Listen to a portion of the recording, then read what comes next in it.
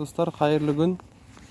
Біздер Алиэкспресстен телефонға флешкеге лақтыратын, компьютерге лақтыратын адаптер, переходник дейді ғой. Сондай алдырттық.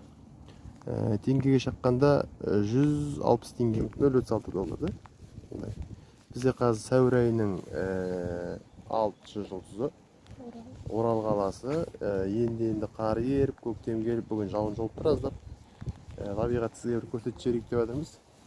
Енді мынаны ашайық. Бірге тамашалаймыз.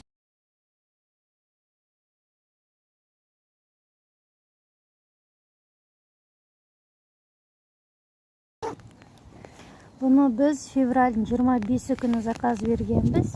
Орал қаласына сәуірдің 6 күні келіптір, яғни 40-50 күнде қолымызға алдық. Ішінде былай салынып келеді екен. Мынандай дөңгелек нелер, ауашықтары бар салафанның ішінде оралып кетіп келеді екен, мынау адаптер. Яғни бір жағына флешка қыстырылады, яғни флешканың ішіндегі әуенді, музыканы немесе видео фотоларды телефонға салуға болады. Немесе телефондағы дүниені флешкаға салуға болады. Мына адаптердің қалай жұмыс істейтінін. Яғни мынандай адаптер флешканың артына саламыз. Яғни флешкадағы дүниелерді сотка арқылы WhatsApp-пе немесе артына қыстырамыз. Жібере беруге болады, в общем. Мен де память аз болғасын тез сөйлеп тұрмын. Кәдімгі тездете беріңіз. Кіреміз. Мой файлға кірдік, мысалға мінекей.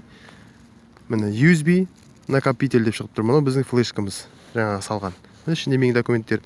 Кәделеріңіз жарап жатса, лайк басып кетіңіз видеоның астына. Жазылып кетіңіз тіркеліп. Міне ішіндегі дүниелер мысал үшін.